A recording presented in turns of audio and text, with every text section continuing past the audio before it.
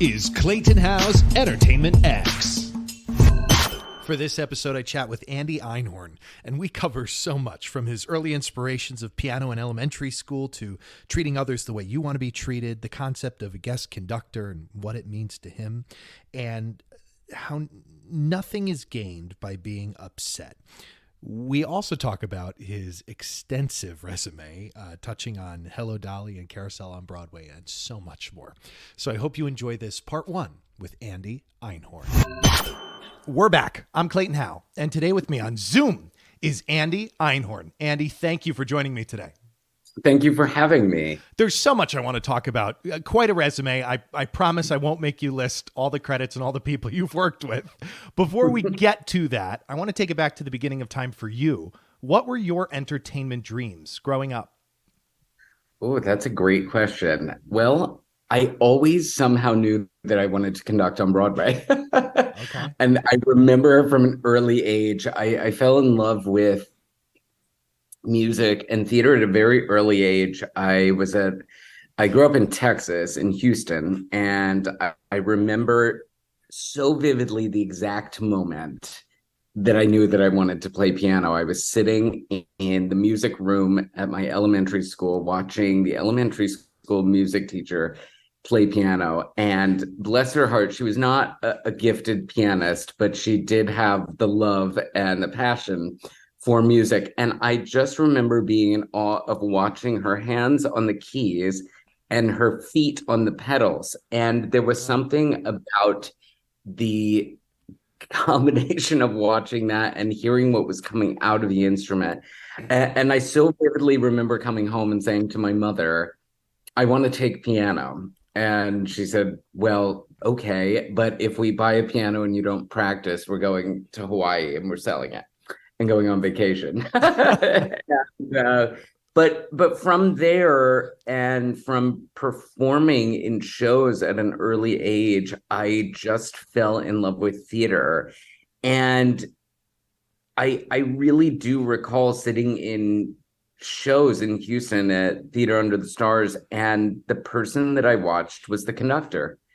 I was just so in awe of watching with the down light on them down front for the overture and watching somebody conduct, and it just felt electric to me. And I understood exactly in that moment what that job was, to be the conduit between what was happening on stage and the audience. And something about that really just flew into my heart, and I fell in love with it. I sort of dabbled for a long time in the idea of performing, but in the back of my mind, conducting and music directing was always there. So then in high school, I sadly played piano better than the high school music choir teacher who was the music director. So I vividly recall moments of being on stage in numbers, and then I would go off stage, and for the numbers that I wasn't in, I would go to the orchestra pit and play, and then go back on stage. It was sort of a one-stop shop situation. Oh my goodness. But it really was that. And it really, for me, it actually was a very vivid moment. I mean, a friend of mine just asked me yesterday, what was this exact moment? So it's funny that we're having the same conversation now. That's hilarious. What did your mother teach you about kindness? Oh, still teaching me. Oh yeah. Oh yes. Aren't we always learning? Yes, we are. Look, I was thankfully raised by two people who very much instilled me with a good head on my shoulders, and really the basis of understanding that through kindness and through teaching others and treating others well, that's really the best gift that we can pay it forward. I mean, I remember just growing up, and it was the golden rule: treat others as you would do unto yourself. And look, I hope that every day I do the best and continue to promulgate that idea, because I think we are living in such turbulent times at the moment where kindness goes a long way. And I think especially in the arts, we do something that is so utterly subjective. Mm-hmm. And I often say that when we're in the room, it's hard. A lot of opinions and thoughts are being thrown around, but if we can all come with grace and lead with kindness, then things get better. And I feel like as I say we, the metaphorical we, myself included, as I mellow as I get older, I've had experiences that have taught me to mellow over the years. I still remember that at the end of the day, it's worth treating everybody with kindness. I spend a lot of time conducting orchestras around the country. And it's such an interesting thing, because the term is called guest conductor. And I think there's sort of a slight misnomer in that term, because you actually think of it this way. You're saying, okay, here's your 70 musicians. Let's just throw out two orchestras that I love: Cleveland Orchestra, Philadelphia Orchestra. These are two of the best orchestras in the country. They have a regular music director. Yeah. I am lucky to be able to come in and conduct them. So in that sense, I am a guest. But at the same time, what's being asked of me is to get up on the podium and to lead as though I am in charge. Right. But the reality is I'm in charge for those 2.5 hours at that very moment, or for the 2.5 hours in which I'm having a rehearsal. And I think, if anything, that's been such a humbling but beautiful education for me, to really learn the art of communicating with people and leading with grace, leading with kindness, being able to say, this is who I am. I'm learning who you are. Let's all communicate together and come together and synthesize and make great art together. And through generosity, through kindness, through understanding that we all come into any situation on any given day with what we're bringing, from how we woke up in the morning to how did our workout go to, oh, the lunch I ate didn't agree with me. All of these things, it magnified that times then 70 people in that room and everybody's collective energy existing. It's important to be able to read that and to be able to focus and understand that at the end of the day, it has to be through kindness. And listen, I try my hardest every day and I don't succeed. Every day I don't, but I like to think that I can start from that place. It's definitely a practice. It is, and it's a constant reminder, because external forces are not always easy to make that choice right up at the front. You know, what's the great saying? You don't know somebody else's baggage when you are introduced to them, and you know, compassion goes a long way.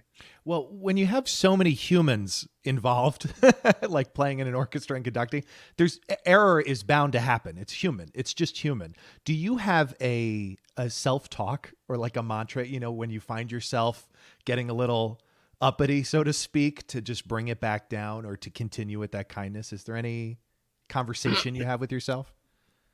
It's interesting, because I'm actually in a situation right now that is teaching me a lot. I grew up as an only child, but I think to many, they're often surprised when they find that out, because I did have parents who instilled humility in me, in terms of, you know, recognizing that all life is not fair. Not everybody's going to receive the same opportunities, and it requires luck, it requires talent, it requires hustling, and it requires failing at times. You know, right now I'm in a situation where I'm working with a group of performers who are all incredibly talented, but several of them are not really stage creatures. And I'm having to sort of dig deep into my resources of understanding and communicating with actors and trying to teach them that. And man, there are some days that it is incredibly difficult, but but actually, to answer that, I think the thing I'm learning the most is, and the thing that quells that sort of rising, sort of like imagine that Wile E. Coyote thing where you just see the tension getting more and more taut as he's hitting the anvil. The thing that I'm finding that's stopping that the most is what is to be gained by reacting in a negative way. And it sort of stops you when you think about it, because at the end of the day, my number one job is to be an educator, but also to be educated. So that constant sort of flow of energy is really interesting to me. And so yesterday I was dealing with a situation where I literally felt like if I had had a brick wall in front of me, I would have needed sutures from hitting my head so hard on this wall, because I was like, I am not getting through. Yeah. It is just not getting through to this person. And inside, I just feel myself almost checking out or becoming numb to it. But I kept a smile on my face. And at one point I felt that rise, and I was like, okay, there is nothing to be gained by snapping right now. I need this person on my side, and I need to be able to keep going. And so for my own mental sanity, what it is it's a process of remembering nothing is gained by getting upset. Yeah. That will only domino towards making the rest of my day difficult. Yep. It's not going to really affect him or her, or them, because in that situation, that particular individual is going to react to that moment, but I'm going to be the one that has actually created that. Mm-hmm. And then I have to live with the repercussions of that throughout the rest of the day. So it was interesting. When I reminded myself of that yesterday, a lot turned around, and then the rest of the day seemed manageable. Yeah. Yeah. And then you have a whole new problem you have to deal with, which isn't even the original cause of the situation that you want to solve. So it's like, there you go. You're creating too much work. It's a vicious cycle in a lot of ways, but I think it's hard because, if anything, I think a lot during the pandemic, I like to laugh that between my other half, who you got to interview, like, if you looked at the pre-pandemic times, I always felt like the incredibly high-strung one, and he was very calm. And somehow in the middle of the pandemic, I looked at him and I said, oh, somehow we've switched places, because there was a lot during the pandemic that was just a life lesson of, there's only so much that we can do right now. We can really only, I always think we can only change how we react to something. We can't necessarily change somebody else. We can only change our reaction to a situation. Yes. So knowing that, what is worth getting our shackles raised? Look, it naturally happens, okay? Like, we're people. We have emotions. We have tempers. Like, things are being thrown at us. Things happen to loved ones.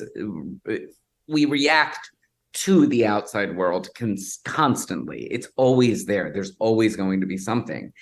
But internally, if we can constantly go back to that equilibrium. I mean, just the other day with my mother, I was, battling something, and, she was like, well, you get more bees with honey, like, it's not going to be worth getting upset about something. Yeah. Is there and you might have just answered this question, or maybe there's another one. Is there a project to date that has taught you the most about yourself, or a significant amount about yourself?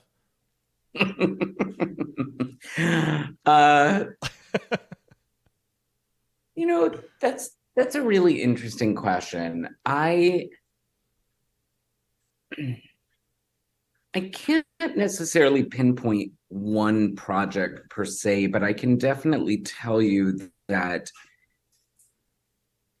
I like to sort of think of each project as a different stone in a babbling brook of sorts. And Look, I've been very fortunate that I wanted to conduct on Broadway, and by age 28, I was conducting on Broadway. And, then I did Hello Dolly when I was 35 or 36. And, look, those are seminal career moments, but they're just events dotted along a timeline, essentially. And I still think that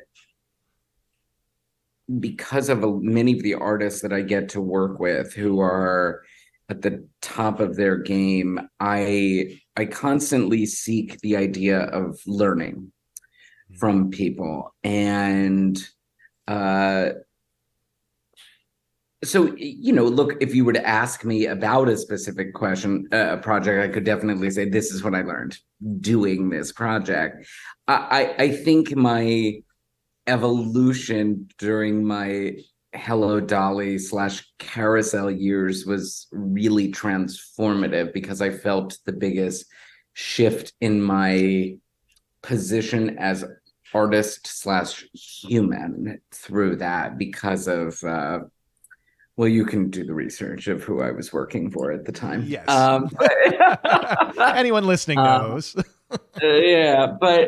And look, I deeply respect the person, and it was not an easy journey, but it certainly taught me a lot about myself and my constitution and what it is that I believe in as an artist, and how art functions and what our purpose is. Because the cold reality is, when we hit March of 2020, all of us in this form of live entertainment were suddenly stripped of our quote value, or what it is that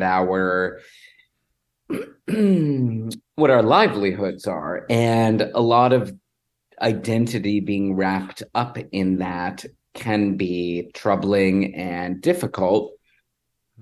And it wasn't until late in 21 that live performance returned. And through this entire period, I think it's sort of this unspoken statement, but I don't think I'm saying anything that isn't true, but the world continued on. Broadway just happened to be dark, and unfortunately, we were without it during that period, but there was a world that continued on. Mm-hmm. And just as we say of anybody in a room, we're all replaceable. Mm-hmm. Well, suddenly that idea was replaceable. We were all creating content on Zoom, staring at a little green dot, or editing videos, or sending out instructions that say, hold your iPhone this way when you do it. Make sure your audio settings are this way. Just the other day, I was on auditions that are still happening on Zoom. So we've grown, we've evolved, we've shifted what we're doing based on what has been thrown at us. But the general idea is that for this X period, the art form that we knew was laying dormant. And it really forced us to look at it. Did anything become more important to you during that time? Sure. The reality of that, the reality of it, we can't wrap ourselves entirely in what it is that the art is doing. There are many friends who I have who just sort of sat out, waiting for the storm to pass. I had many friends who said, this is not for me anymore. I can't do this. I need to go find something else. And they moved away from the city. Priorities shifted here. It became a moment of really trying to find solace and trying to find any sort of understanding of what that moment meant. For so many people, I kept hearing them say, oh, this is such a great moment to just be able to recharge. I hope that when we come back to real life that we're, real life. Well, I hope that when we return, we can hold on to the schedule. Well, now we are wrestling with that. We are wrestling with how do we maintain some of the calm and the stasis that we understood that can exist when one starts looking at time as a different continuum. How do we speak up for our needs? Just the other day in the room, I said, I cannot do 5 11-hour days in a row. I just won't do it anymore. And that's my way of sort of self-preservation in that moment, because I think what we've gotten so used to was we were on a hamster wheel. Yeah. And we were going and going and going. And burnout was a real thing and nobody wanted to talk about it. And then suddenly you're forced into a period of just a sudden shift. You know, it's like somebody pulled the emergency brake and the thing just completely comes to a grinding halt. And wasn't that in some way refreshing and beautiful? And, you know, I longingly go back to the days when I would just go for 2-3 hour walks every single day just to clear my head, because there was something very satisfying about that. And it you know, I often joke that the Europeans really have it figured out, you know, when they take their siesta in the afternoon. Or I have friends in Australia who say, you know, if you're working a job, you acquire vacation time and they force you to take that off. It doesn't roll ahead. You either take it or you lose it. And there's something, you know, the arts have always been given this slightly, you know, special dispensation for being a different thing than corporate America, where you're doing 9 to 5 and you leave the job. But I do think that what we can do is find a healthy balance, and really be able to understand that every job, you know, look, some jobs you work, the stress will always be there. The stakes are different, but some jobs, if you can find the way where when you walk out of the rehearsal room or out of the theater at the end of the day, if you can leave it behind, great. Let that be the triumph in that moment. Let that be the thing that you'll be able to say, when I go to bed, I'm not worried about that anymore. And again, you know, I'm still learning. I'm still trying to figure that out for myself. And I think the flip side of this whole discussion is being okay with that, and being okay with knowing that we're all still in process and still in evolution, and being okay to speak up and express our needs right now. You've been listening to Entertainment X, the podcast. You can follow Entertainment X on Instagram at _EntertainmentX_. If you haven't yet, go to Apple Podcasts and subscribe, rate, and review this podcast. Join Clay next week for another curiosity conversation on Entertainment X. Thank you for listening.